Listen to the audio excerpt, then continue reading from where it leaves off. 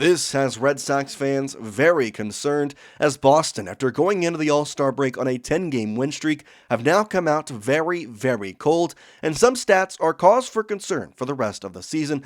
What can the Red Sox do to fix it? We'll tell you here on Red Sox Digest. Welcome in, everybody. I'm Jace Andrews. I appreciate you taking the time out of your day to join us here. As always, if you're new, make sure you hit that subscribe button. We're covering the Boston Red Sox 365 days of the year. It's definitely been a less than ideal start for Boston coming out of the All-Star break, winning 1 out of your first 5 games, especially when you consider the fact the Red Sox were scorching hot, winning their last 10 games into the break. Now, the level of opponents are definitely at a different tier when you're facing the Rockies and the Nationals in your 10-game win streak, and you come out of the break and you're facing the Cubs, the Phillies, and then the Dodgers to come. But it's definitely looked a little worse for wear as of late. Now, we go to the schedule here, and we know that the first 2 games of the Chicago series, the offense was stagnant. 1 run in the first game, no runs in the second game, and it seemed like the streakiness of the offense had definitely come back, and it was a downtime for the team. But then Sunday came around. The Red Sox, until the 7th inning, hadn't been doing anything. It felt like they were going to get swept, and then Wilyer Abreu hits a 2-run homer. You have Alex Bregman come off the bench and hit a 3-run bomb. Wilyer hits his second home run, and the Red Sox score 6 runs in the Wrigley, and you're thinking, okay, the little skid that we had coming out of the break, that's over. Our offense is here. We're back. And then immediately you go into the Phillies series. Jarren Duran hits a leadoff home run against Zach Wheeler, and you're thinking, all right, this team, we're back. We're back. The offense, its streakiness may have started a little bit there, but it's doing a lot better now. And then since that moment, you have scored 2 runs in a combined, what's that? Talking 17 innings of play. Not good. Definitely not good. And so you sit here now, losing 2 out of 3 right now to the Phillies, and the hope is you can win the 3rd tonight and avoid the sweep once again. And if you take a 2-for-4 from the Cubs and Phillies, I'm not going to say I'll be tremendously upset. I honestly expected a 3-3 split between these teams, but at this point, I'll take what I can get, and a 2-4 is definitely reputable.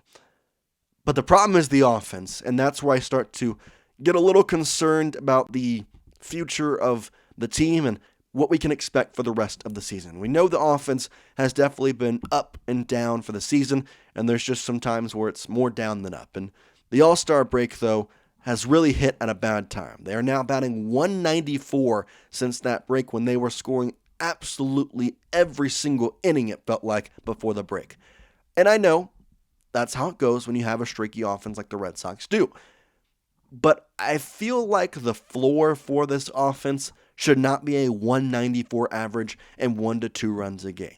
It should be a 250 average, and 3 to 4 runs a game would be the floor, because that's how good this offense has looked at times.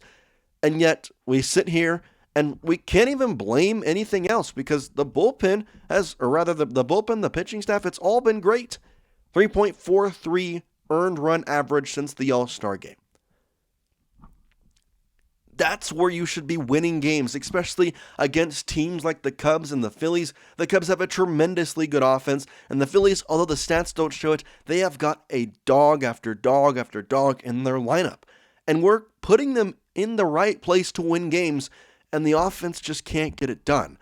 And that's where we have to look at the offense more and kind of see that the bullpen has been great. No earned runs. And yet, the series, there has been 0 wins. Now, the no earned runs is a little bit off-putting, just because we all remember the Jordan Hicks catcher's interference with Carlos Novares with the bases loaded. That technically was an error because of the catcher's interference, so that's why the run came home as a unearned run.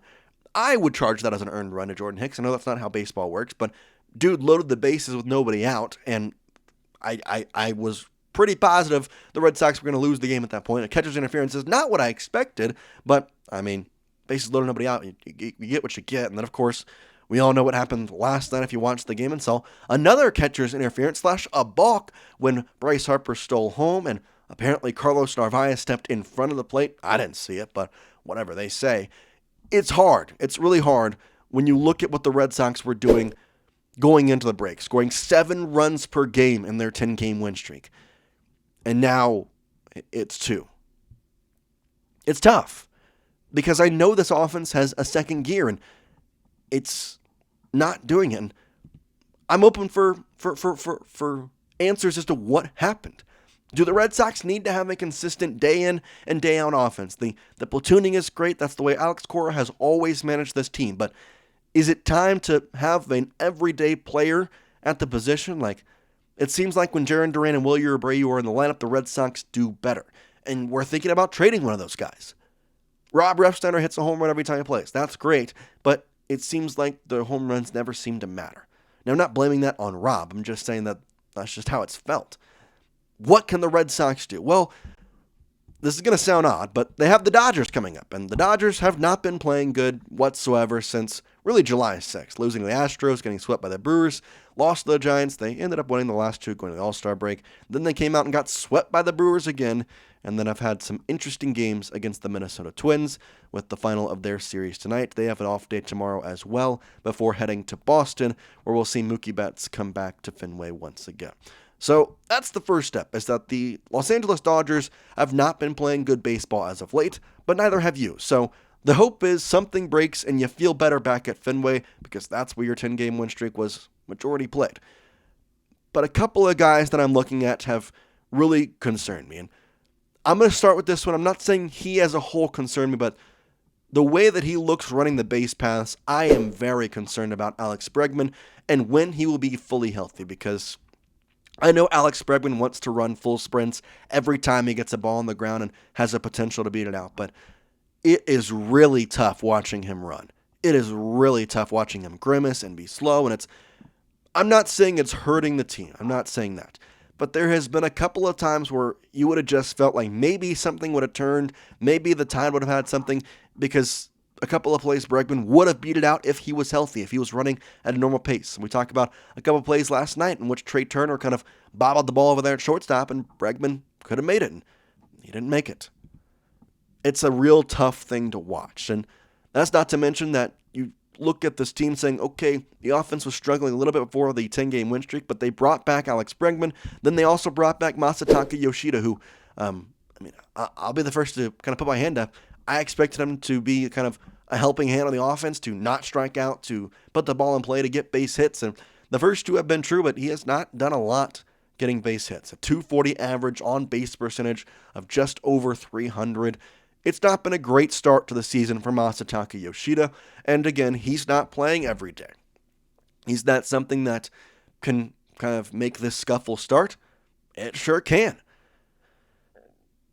I look at this team as a whole, and I want Bregman to be fully healthy. I want Masataka Yoshida to be a little better about getting the base hits that we kind of expected from him. But the true two things that I look at that I'm like, oh man, this is tough, is having Carlos Narvaez play every day, and then I think it's finally time to have the first base conversation, because Abraham Toro, Romy Gonzalez, a salute to you. You have served your purpose, but it is time to go. This is Abraham Toro's stats over the last 7 games. He's got a 190 batting average, 4 hits in his last 21 ABs. 15 games is a 250. Last 30, it's a 232, and his on-base percentage has plummeted heavily. The slugging's not there, and what the Red Sox needed, what they expected to have this season at first base, was a slugging first baseman. That's what Tristan Casas was supposed to be. Now, I know that's long in the distance, and we can't say that we wish he was here, but you got to have a better plan now than Abraham Toro. He was not a long-term solution. We knew this, and the month was great.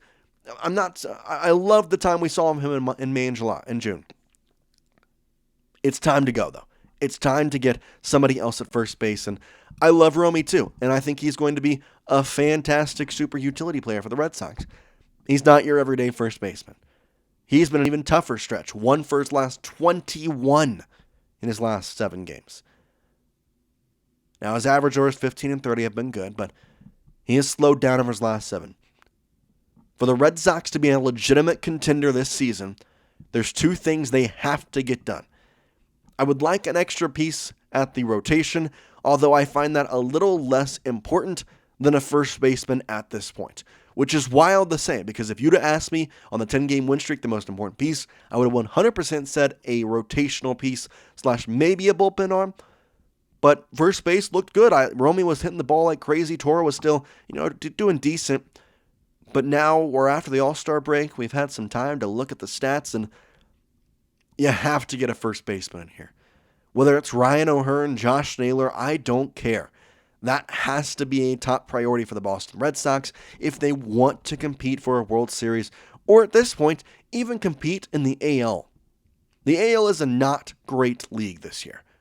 And the Red Sox, although they haven't played well out of the break, still hold a wild card spot because the Rays have also not played great. But you're going to have to win some of these games. You're going to have to get going to compete. And the division isn't out of hand. Getting the top wild card spot is not out of the question. You have to get something going here soon, and I believe that will start with trading for a first baseman. We've heard talks from Jeff Passan, Josh Naylor, Ryan O'Hearn. They've been options. But for Craig Breslow, who has said time and time again, we're going to buy, we're going to buy, we're going to buy, put your money where your mouth is because now it's time to buy. That's all we got for you. Let me know in the comment section what you think the Red Sox should do to help fix this little rut they've been in. But for now, we're going to see you next time here on Red Sox Digest. I appreciate you watching, and peace out, guys.